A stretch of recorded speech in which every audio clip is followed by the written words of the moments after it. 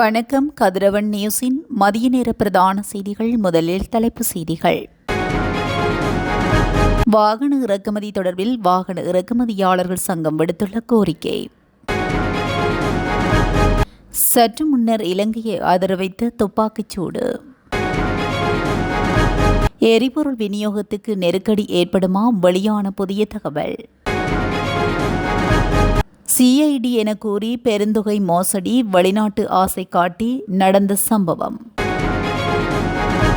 இலங்கை மக்களுக்கு மத்திய வங்கி விடுத்துள்ள எச்சரிக்கை. சிறைச்சாலைகளில் கைதிகளின் எண்ணிக்கை அதிகரிப்பு. கோப்பாயில் இனந்தெரியாத குழுவினரால் தாக்குதல், 3 வைத்தியசாலையில். சுட்டுக் கொல்லப்பட்ட முன்னாள் இராணுவ வீரர் குற்றத்தின் முக்கிய புள்ளி கைது. தொடர்பான விரிவான செய்திகள். வாகன இறக்குமதிக்காக அரசாங்கம் முன்னதாகவே ஒதுக்கிய 200 மில்லியன் அமெரிக்க டாலர்களை பயன்படுத்துவதற்கு நிபந்தனைகளை விதிக்கக்கூடாது என்று இலங்கை வாகன இறக்குமதியாளர் சங்கம் கோரிக்கை விடுத்துள்ளது.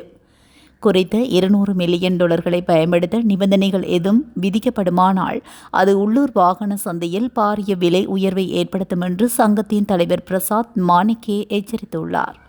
இது தொடர்பில் அவர் மேலும் தெரிவிக்கையில், இறக்குமதிகளை மீண்டும் ஆரம்பிப்பதற்கு ஆரம்பத்தில் 1 பில்லியன் அமெரிக்க டாலர்கள் ஒதுக்கப்பட்டன. இதன் அடிப்படையில் வாகன இறக்குமதிக்காக சுமார் 800 மில்லியன் அமெரிக்க டாலர்கள் மதிப்புள்ள வங்கி நாணய கடிதங்களை நிதி நிறுவனங்கள் திறந்துள்ளன. இந்த நிலையில் மீதமுள்ள 200 மில்லியன் அமெரிக்க டாலர்கள் திட்டமிட்டபடி இறக்குமதிக்கு கிடைக்குமா என்பதை உறுதிப்படுத்திக் கொள்வதற்கு அரசு அதிகாரிகளுடன் பேச்சுவார்த்தை நடத்தப்படும். எவ்வாறாயினும் வாகன இறக்குமதி குறித்த கவலைகளை அமைச்சரவை பேச்சாளரும் அமைச்சருமான நலிந்த ஜெயதிச நிராகரித்துள்ளார். எனினும் வாகன இறக்குமதிக்காக ஒதுக்கப்பட்ட நிதி வரம்பை நீக்குவது குறித்தும் எந்த கலந்துரையாடலும் நடத்தப்படவில்லை என்றும் அவர் குறிப்பிட்டுள்ளார். பொரளை லெஸ்லி ரணகல மாவட்ட பகுதியில் நேற்று இரவு துப்பாக்கிச்சூட்டு சம்பவம் ஒன்று இடம்பெற்றுள்ளது. 2 நபர்கள் வந்து பிஸ்டல் வகை துப்பாக்கியினால் துப்பாக்கிச்சூடு நடத்தியதாக போலீசார் தெரிவித்தனர். துப்பாக்கிச்சூட்டுக்கு பிறகு சந்தேக நபர்கள் தப்பி சென்றதாகவும் துப்பாக்கிச்சூட்டில் யாருக்கும் காயம் ஏற்படவில்லை என்றும் போலீசார் தெரிவித்தனர். சம்பவம் தொடர்பான மேலதிக விசாரணைகள் நடைபெற்று வருகின்றன. எரிபொருள் விநியோக நடவடிக்கைகளை தன்னிச்சையாக வேறொரு தரப்பினருக்கு மாற்ற நடவடிக்கை எடுக்கப்பட்டு வருவதாக ஐக்கிய இலங்கை எரிபொருள் போக்குவரத்து பவுசர் உரிமையாளர் சங்கம் தெரிவித்துள்ளது. இந்த திட்டம் செயல்படுத்தப்பட்டால் எரிபொருள் விநியோக நடவடிக்கைகள் நெருக்கடியை சந்திக்க நேரிடும் என்று சங்கத்தின் பொருளாளர் ஜெகத் பராக்கிரம தெரிவித்துள்ளார். இதுகுறித்து மேலும் கருத்து தெரிவித்த அவர், எரிபொருள் போக்குவரத்தை ஏகபோகத்துக்கு உட்படுத்தும் முயற்சி நடப்பதாக கூறியுள்ளார். இந்த நேரத்தில் பவுசர் உரிமையாளர்களுக்கு மிகப்பெரிய பிரச்சினை எழுந்துள்ளது. இதுவரை பவுசர் வாகனங்களிலிருந்து தொகை களஞ்சிய சாலைகளை எரிபொருளை எடுத்து சென்றது எங்கள் பவுசர் உரிமையாளர்களே. ஏனென்றால் நாங்கள் இலங்கையில் முக்கிய போக்குவரத்து சேவையாக இருக்கின்றோம். நாங்கள் எரிபொருளை எடுத்து செல்லாவிட்டால் வேறு யாருக்கும் எரிபொருள் கிடைக்காது. ஆனால் கடந்த 2 அல்லது 3 ஆண்டுகளாக இந்த வணிகம் 2 அல்லது 3 நெருங்கிய வணிகர்களிடம் ஒப்படைக்க நடவடிக்கை எடுக்கப்பட்டது. நாங்கள் ஒரு சங்கமாக தலையிட்டு சிறிது காலம் அதை நிறுத்தி வைத்திருந்தோம். ஆனால் தற்போது இந்த போக்குவரத்து சேவையை தமது நெருங்கிய நண்பர்கள் சிலரிடம் ஒப்படைக்க முயற்சிக்கின்றனர். 1 அல்லது 2 பவுசர்களை வைத்திருக்கும் பவுசர் உரிமையாளர்கள் தான் இந்த தொழிலில் பெரும்பாலும் ஈடுபட்டுள்ளனர். இந்த சங்கத்தில் சுமார் 400 தொடக்கம் 500 பவுசர் உரிமையாளர்கள் உள்ளனர்.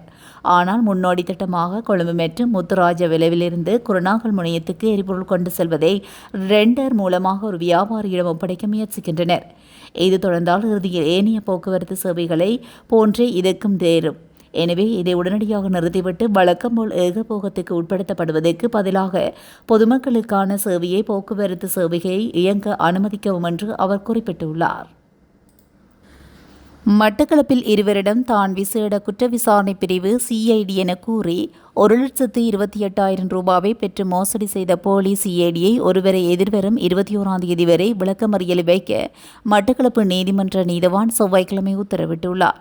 மட்டக்களப்பு பிரதேசத்தை சேர்ந்த இருவர் வெளிநாட்டு முகவர் ஒருவரிடம் வெளிநாட்டு செல்வதற்காக பணத்தை கொடுத்து ஏமாந்த நிலையில் மாவட்ட விசேட குற்ற விசாரணை பிரிவில் முறைப்பாடு செய்தனர்.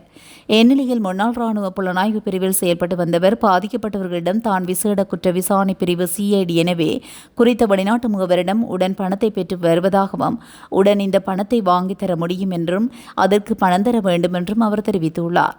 இதனையடுத்து போலியான சிஐடியிடம் ஒருவர் 1,25,000 ரூபாவை, மற்றவர் 3,000 ரூபாய் உட்பட 1,28,000 ரூபாவை வழங்கியுள்ளனர். எனினும் வெளிநாட்டு முகவரிடம் பணத்தை வாங்கி கொடுக்காமல் நீண்ட நாட்களாக ஏமாற்றி வந்துள்ளதை அடுத்து அவரிடம் பணத்தை கொடுத்து ஏமாந்த இருவரும் போலீஸ் நிலையத்தில் அவருக்கு எதிராக முறைப்பாடு செய்தனர். இதனையடுத்து மேற்கொள்ளப்பட்ட விசாரணையில் சந்தேக நபர் அவரது வீட்டில் வைத்து திங்கட்கிழமை இரவு கைது செய்யப்பட்டு மட்டக்களப்பு நீதவான் நீதிமன்றத்தில் நீதவான் முன்னிலையில் ஆஜர்படுத்தப்பட்ட போதே எதிர்வரும் 21ஆம் தேதி வரை 14 நாட்கள் விளக்கமறியலில் வைக்கப்பட்டுள்ளார். தடை செய்யப்பட்ட பிரமிட் திட்டங்களில் சிக்கி பணத்தை இழக்க வேண்டாம் என நாட்டு மக்களுக்கு இலங்கை மத்திய வங்கி எச்சரிக்கை விடுத்துள்ளது.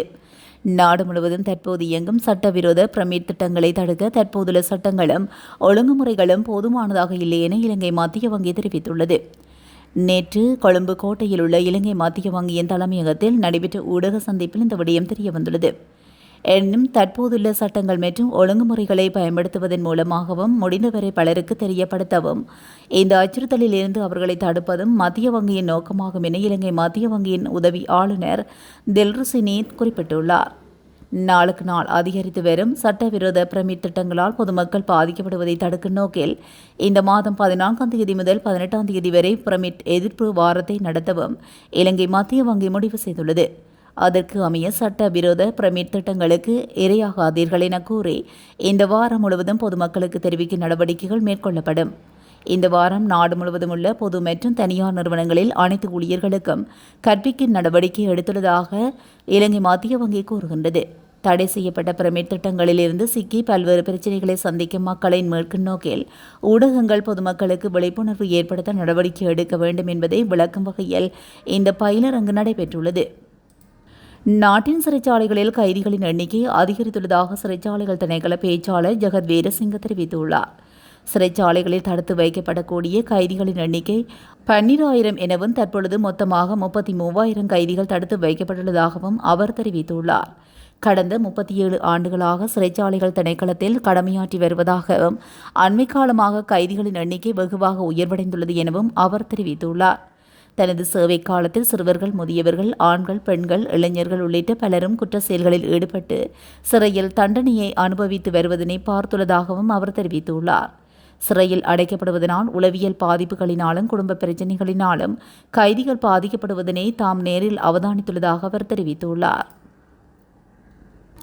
கோப்பாய் காவல் பிரிவு கொக்குவேல் கிழக்கு பகுதியில் உள்ள வீடு ஒன்றிற்கு இன்று அதிகாலை சுமார் 2:30 மணியளவில் சுமார் 15 பேர் கொண்ட குழுவினர் சென்று கற்கள், இரும்பு கம்பிகள் மற்றும் கூரிய ஆயுதங்களால் வீடு மற்றும் சொத்துக்களை தாக்கி சேதப்படுத்தியுள்ளனர். கோப்பாய் போலீஸ் நிலையத்தில் அதிகாலை 3:45 மணிக்கு இது தொடர்பான முறைப்பாடு பெறப்பட்டதை அடுத்து விசாரணை தொடங்கப்பட்டது. இந்த தாக்குதலில் காயமடைந்த 3 யாழ்ப்பாணம் போதனா மருத்துவமனையில் சேர்க்கப்பட்டனர். அத்துடன் வீடு மற்றும் வீட்டில் நிறுத்தப்பட்டு இருந்த கார் சேதமடைந்ததாக கூறப்படுகிறது. சந்தேக நபர்களை கைது செய்வதற்கு கோப்பாய் போலீஸ் நிலையத்தால் விசாரணைகள் நடத்தப்பட்டு வருகின்றன. பாதாள உலக குழு உறுப்பினர் என்று கூறப்படும் ஆமி உபுல் என்பவரை சுட்டுக் கொன்ற சம்பவம் தொடர்பில் முக்கிய சந்தேக நபர் ஒருவரை ராகம போலீசார் கைது செய்துள்ளனர். கைது செய்யப்பட்ட சந்தேக நபரிடமிருந்து ஒரு தொகை போதைப் பொருட்கள் இருந்ததாக போலீசார் தெரிவித்தனர். பட்டுவத்தியை சேர்ந்த 45 வயதான முன்னாள் ராணுவ வீரரான ஆமி உபுல் கடந்த வியாழக்கிழமை இரவு முச்சக்கர வண்டியில் வந்த அடையாளம் தெரியாத 2 நபர்களால் சுட்டுக் கொல்லப்பட்டார். இச்சம்பவம் தொடர்பில் சந்தேக நபர்களை கைது செய்ய விசாரணைகள் தொடர்ந்தும் நடைபெற்று வருகின்றதாக தெரிவிக்கப்பட்டுள்ளது. இத்துடன் இலங்கையின் மதிய நேர பிரதான செய்திகள் நிறைவடைகின்றன. தொடர்ந்தும் செய்திகளோடு இணைந்திருக்க கதிரவன் நேசுடன் இணைந்திருங்கள். நன்றி, வணக்கம்.